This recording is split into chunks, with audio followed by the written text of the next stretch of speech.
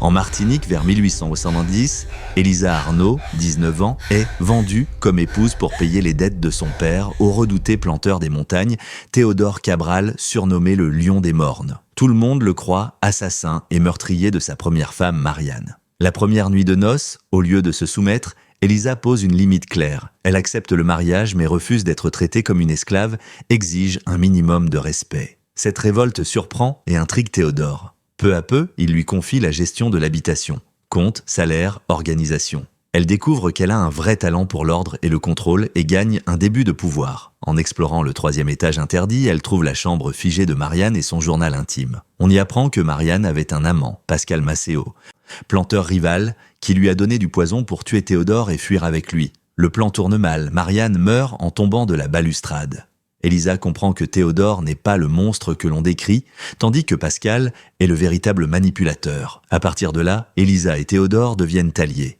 Il lui révèle son passé de soldat et mercenaire, son désir de se racheter, et commence à l'entraîner au tir et au combat pour la protéger de Pascal, qui convoite maintenant Elisa comme nouvelle arme contre lui. Lors d'une fête chez Maceo, Elisa ridiculise publiquement ce dernier en le traitant de « serpent », déclenchant une guerre ouverte. Une embuscade sur la route laisse croire à la mort de Théodore. Elisa s'échappe dans la jungle, tue un assaillant grâce à son entraînement, puis retrouve son mari, sauvé par un gilet de cuir renforcé. Tandis qu'il guérit, Pascal enlève les jeunes frères et sœurs d'Elisa pour la faire venir à Saint-Jérôme. Elisa et Théodore organisent alors une contre-attaque. Assaut nocturne, libération des enfants, affrontement sanglant. Dans le bureau de Pascal, au moment de l'achever, Elisa convainc Théodore de le livrer à la justice plutôt que de l'exécuter. Des années plus tard, on les retrouve à la Grande Pierre transformée.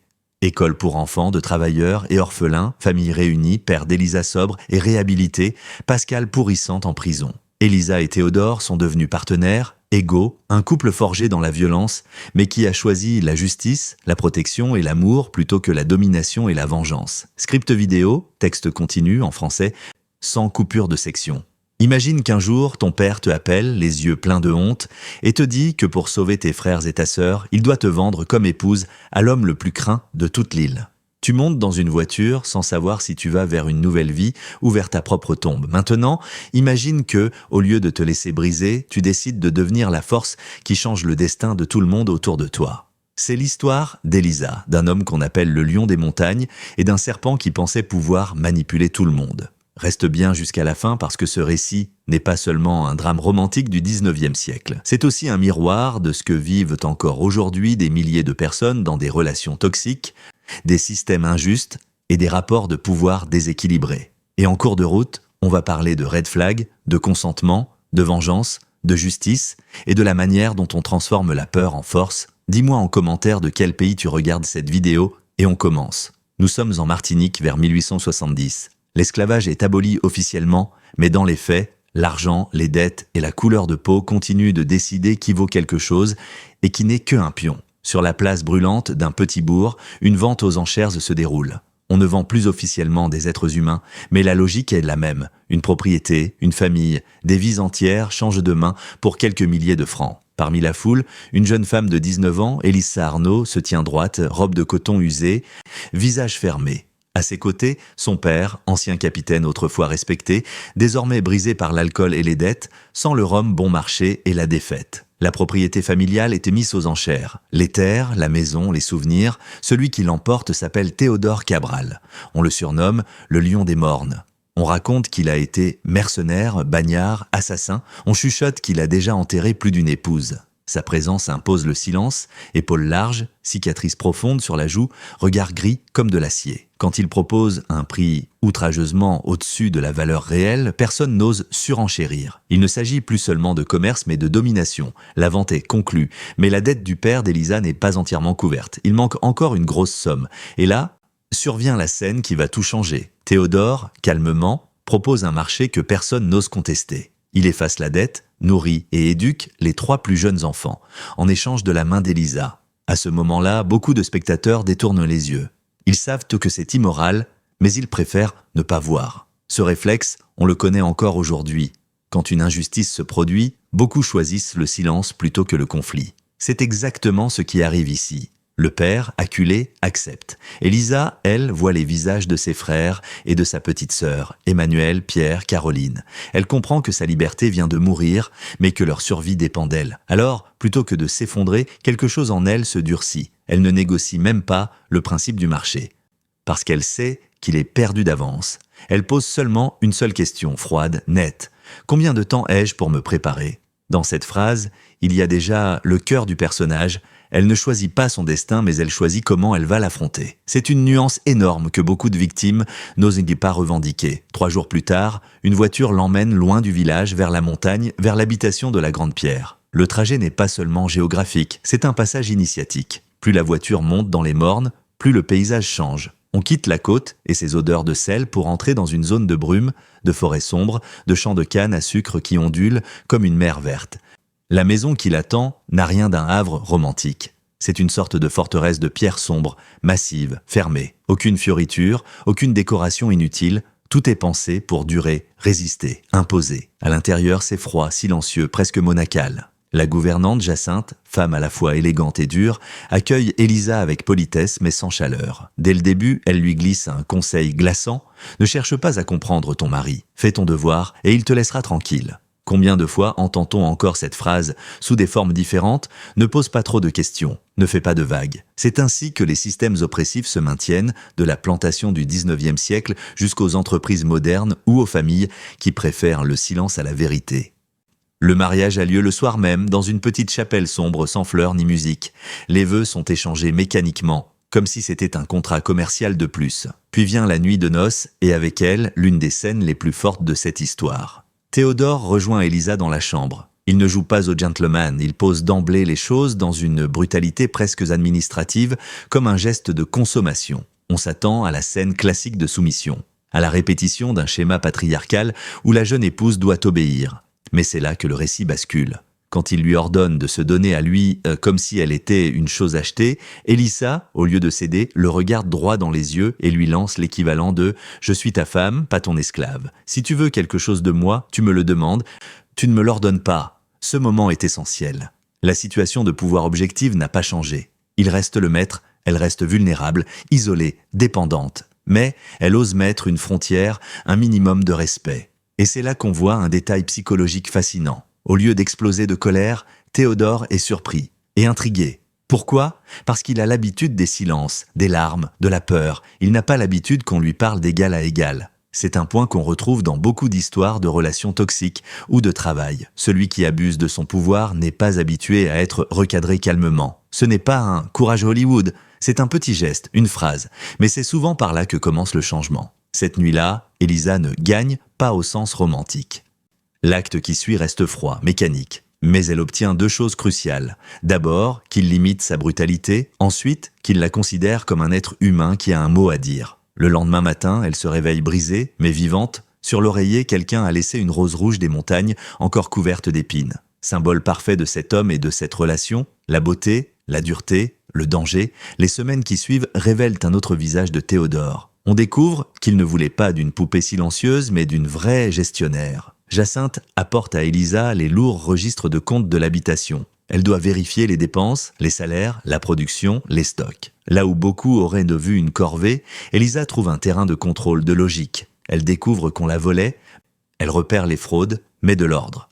Dans cette plantation, où elle n'a aucun pouvoir sur son propre destin, elle se construit un espace où elle décide, où ses talents ont un impact. C'est un élément très moderne. Même dans des situations où l'on ne choisit pas tout, on peut parfois conquérir de petits îlots d'autonomie qui finissent par changer la dynamique globale. Pendant ce temps, une distance étrange s'installe entre elle et son mari. Il est absent toute la journée, travaille dans les champs, revient épuisé, mange en silence. Il ne lui demande plus rien, ne revendique aucun droit conjugal. Est-ce un mépris, un respect, une peur de lui-même ? Le texte laisse planer le doute. Tout change le jour où Elisa décide d'explorer l'étage interdit, le fameux 3e étage dont Jacinthe évite toujours de parler.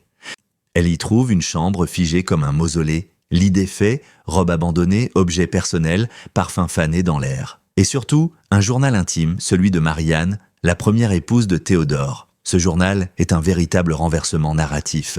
Jusqu'ici, on savait seulement que cette femme était morte tragiquement et que tout le monde soupçonnait son mari. En lisant ces pages, Elisa découvre une autre histoire. celle d'une jeune créole de bonne famille, mariée à un homme qu'elle méprisait, séduite par un officier charmant et manipulateur, Pascal Maceo. Celui-ci alimente sa haine, lui donne du poison, l'encourage à tuer son mari. Le plan échoue, Théodore découvre la trahison. Dans le chaos, Marianne tombe de la balustrade. Était-ce un suicide? Un accident? Un geste désespéré? Le journal suggère surtout une spirale de peur, d'isolement, d'influence toxique. Surtout, il révèle le vrai visage de Pascal. Ce n'est pas un sauveur romantique, mais un prédateur qui utilise la détresse des femmes pour atteindre ses propres objectifs. On pourrait croire que cette histoire ne concerne que le 19e siècle, mais reconnaît comme c'est actuel. Combien de personnes quittent d'une relation difficile pour tomber dans les bras d'un manipulateur qui sait exactement quoi dire? Comment jouer le rôle du sauveur avant de montrer son vrai visage? Élisa descend ensuite affronter Théodore avec la vérité. Elle ne joue plus la petite épouse docile. Elle affirme simplement qu'elle sait ce qui est arrivé à Marianne, qu'elle ne croit plus à la version du monstre assassin et qu'elle a identifié le véritable serpent, Pascal. À partir de là, la relation entre les deux bascule encore une fois. Pour la première fois, Théodore parle vraiment, sans masque. Il avoue son passé de soldat, de mercenaire, les horreurs vues et commises, la culpabilité qui le poursuit. On comprend qu'il est au violent, oui, mais aussi hanté, en quête de rédemption, maladroit dans ses tentatives de devenir un homme respectable. Marianne devait être cette rédemption, mais l'histoire a tourné au cauchemar. C'est un point important. Reconnaître la complexité d'un personnage ne sert pas à excuser ses fautes, mais à montrer comment des blessures anciennes peuvent engendrer des comportements destructeurs si elles ne sont jamais affrontées. À partir de cette conversation, Théodore ne voit plus en Élisa une propriété, mais une alliée. Et comme il sait que Pascal va essayer de la manipuler comme il l'a fait avec Marianne, il prend une décision radicale. Il va la former au combat. Loin des clichés de la demoiselle à sauver, on assiste à un entraînement dur, humiliant au début, puis libérateur. Élisa apprend à tirer, à viser, à encaisser le recul d'une arme, à attaquer les points faibles d'un adversaire, à utiliser un couteau. Ce n'est pas un montage héroïque à la Hollywood, c'est long, douloureux, plein d'échecs, de bleus et de découragement. Mais peu à peu, quelque chose change. Dans son corps, elle sent de la force. Dans son regard, de la détermination. Elle ne devient pas une guerrière par fantasme, mais par nécessité. Et cette nécessité existe encore aujourd'hui sous d'autres formes. Se former juridiquement, apprendre à reconnaître les signaux d'emprise, se rendre financièrement autonome, se bâtir un réseau de soutien. L'autodéfense peut être physique mais aussi mentale, émotionnelle, sociale. Un soir, une invitation arrive. Pascal Maceo organise une grande fête dans son habitation Saint-Jérôme. Le piège est évident, mais refuser serait un aveu de faiblesse. Ils y vont donc ensemble, le lion et la lionne. La demeure de Pascal est l'exact opposé de la grande pierre. Colonne, lanterne, façade blanche, luxe ostentatoire. Tout est brillant, souriant, superficiel. Pascal joue le rôle du parfait hôte. Élégant, cultivé, charmeur, il s'arrange pour s'asseoir près d'Élisa, la couvre de compliments, dénigre subtilement Théodore, insinue qu'elle mérite mieux, plus chic, plus urbain, plus raffiné. C'est le manuel du manipulateur, flatter, isoler, opposer, promettre une vie meilleure. Mais là où Marianne était fragile, Élisa est préparée. Elle écoute, observe, laisse Pascal dérouler sa comédie. Et au moment où il essaie de ridiculiser Théodore devant tous, elle se lève et, devant la haute société de l'île, l'humilie à son tour en l'assimilant à un serpent qui mord dans l'ombre, tandis qu'elle revendique le fait de préférer un lion brut mais honnête. La salle retient son souffle, le masque de Pascal se fissure, la guerre est déclarée. À partir de là, les événements s'enchaînent comme dans un thriller. Une embuscade sur une route de montagne en pleine nuit. Des coups de feu, des chevaux abattus, une voiture renversée. On croit Théodore mort, touché à la poitrine. Élisa, blessée, traînée dans la boue, traquée par des hommes armés. Et c'est là que son entraînement prend sens.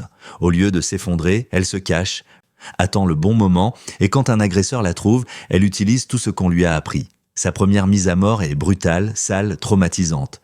Mais elle lui sauve la vie. Ce passage est important à traiter avec nuance. L'histoire ne glorifie pas la violence. Elle montre le prix à payer. Élisa ne devient pas une héroïne jouissive, mais une survivante qui devra vivre avec ce geste. Pourtant, elle refuse d'en faire sa nouvelle identité. Elle continue à chercher la protection, la justice, pas une spirale de sang. En avançant dans la jungle, elle finit par retrouver Théodore, vivant grâce à un gilet de cuir renforcé. Elle le porte, le sauve, veille sur lui pendant sa convalescence. La femme vendue devient celle qui maintient le lion en vie. Pendant qu'il guérit, Pascal frappe là où ça fait le plus mal. Il fait enlever les 3 jeunes Arnaud.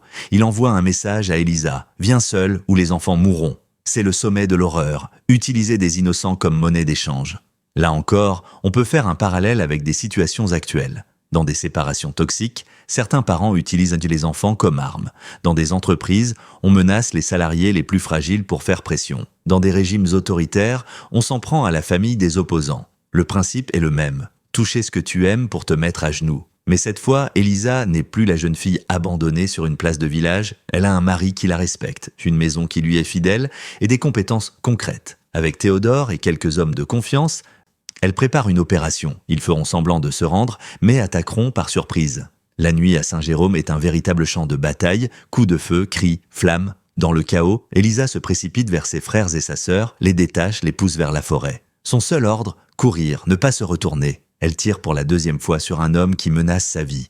La mort ne lui fait plus horreur, mais elle ne s'y complaît pas. Pendant ce temps, Théodore affronte les hommes de Pascal malgré ses blessures. Il a toujours cette part de violence. Mais cette fois, elle est dirigée vers la défense, pas vers la domination. Enfin vient le face-à-face final. Elisa poursuit Pascal jusqu'à son bureau. Il essaie de négocier, de séduire, de la convaincre qu'elle est comme lui maintenant, qu'elle a du sang sur les mains, qu'elle ne vaut pas mieux que ses bourreaux. C'est la dernière ruse du manipulateur, te faire croire que tes actes de survie te définissent pour te priver de ton droit à la dignité. Elle, au contraire, refuse cette assimilation. Elle assume ses gestes comme des actes de nécessité, pas comme une identité. Au moment où tout pourrait se terminer par une exécution sommaire, Théodore arrive, prêt à tirer, à venger Marianne, à mettre fin à tout. Et là encore, c'est Elisa qui pose la limite. Elle l'arrête non pas par naïveté, mais par lucidité. Si Théodore tue Pascal de sang-froid, il replongera dans le personnage qu'il a mis des années à fuir. Le mercenaire, l'assassin, elle lui offre une autre voie. Laisser la justice officielle faire son travail,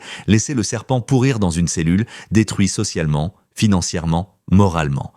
Pour un homme comme lui, c'est une punition plus terrible que la mort. Ce choix final est le véritable cœur moral de l'histoire. Il montre que la force ne consiste pas seulement à savoir frapper, mais à savoir quand s'arrêter. La violence a été utilisée comme ultime recours, mais elle ne devient pas une norme. Elisa refuse que sa vie soit définie par le sang.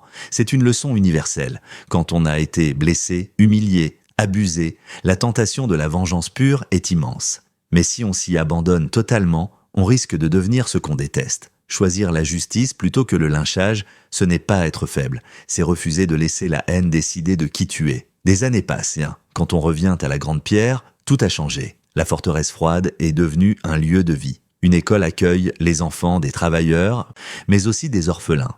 On entend des rires au lieu du silence. Emmanuel aide désormais à enseigner. Pierre travaille avec Théodore dans les champs, apprenant un métier sans être réduit à un simple bras. Caroline, curieuse, pose 1000 questions. Le père d'Elisa, lui, s'est reconstruit. Sobre, il tient les comptes, comme une manière de réparer à sa petite échelle le désastre qu'il avait provoqué. Et Pascal, il survit dans une prison lointaine, oubliée, sans richesse ni prestige. C'est l'image parfaite de ce qu'il est vraiment sans ses masques. Un homme vide, réduit à sa propre lâcheté. Sur la véranda, Elisa tient un bébé dans ses bras, tandis que Théodore, cicatrice toujours visible mais regard apaisé, lui apporte du café et des fruits. Ce n'est pas un couple parfait sortant d'un conte de fées. C'est un couple qui porte des cicatrices visibles et invisibles, qui sait ce que c'est que la violence, la honte, la peur, mais qui a choisi d'en faire autre chose qu'un héritage de haine. Ils parlent, se taquinent, s'avouent enfin avec des mots simples ce qu'ils ont construit. Une alliance, un amour qui n'était pas prévu, pas mieux mérité au départ, mais forgé pas à travers des décisions difficiles. Et c'est là que l'histoire, au fond, parle directement à nous, aujourd'hui. Parce que tout au long de ce récit, on a vu des thèmes qui nous concernent encore. Des femmes réduites à des transactions, des hommes qui confondent pouvoir et respect, des familles sacrifiées aux dettes, des manipulateurs qui se cachent derrière le charme, des survivants qui doivent apprendre à ne pas se définir que par leurs blessures. Alors, qu'est-ce qu'on peut tirer comme leçon de cette histoire pour notre propre vie ? D'abord, que même dans des situations où on ne choisit pas tout, on peut choisir comment se tenir, quelles limites poser, quelles alliances créer. Non, on ne peut pas toujours refuser le contrat injuste, mais on peut refuser de disparaître en tant que personne. Ensuite, que la force n'est pas l'absence de peur, mais la capacité à agir malgré elle, à se former, à se préparer, à se soutenir. Elisa ne devient pas forte par magie, mais par apprentissage, par travail, par soutien. Enfin, que la vraie victoire n'est pas de faire souffrir autant qu'on a souffert, mais de construire après. Créer une école, une famille, un lieu plus juste, c'est une manière de dire au passé « tu ne m'auras pas ». Si tu regardes cette vidéo et que tu te reconnais un peu dans les sentiments d'Elisa, La sensation d'être coincé, d'être utilisé, de ne pas avoir de choix, retiens ceci. Tu n'es pas responsable de la situation qui t'a été imposée, mais tu as du pouvoir sur ce que tu vas en faire intérieurement. Cherche des alliés, forme-toi, pose des limites, même petites. Et surtout, ne laisse pas les manipulateurs te convaincre que tes actes de survie te définissent. Tu as le droit de choisir qui tu veux devenir après. Si cette histoire t'a touché, dis-moi en commentaire ce que tu en retiens. Est-ce que tu penses que toi aussi, un jour, tu as transformé une situation injuste en force intérieure, et si tu veux d'autres récits comme celui-ci, où les personnages ne sont ni parfaitement bons, ni totalement mauvais, mais humains, cassés et pourtant capables de se relever, abonne-toi. On a encore beaucoup d'histoires à explorer ensemble.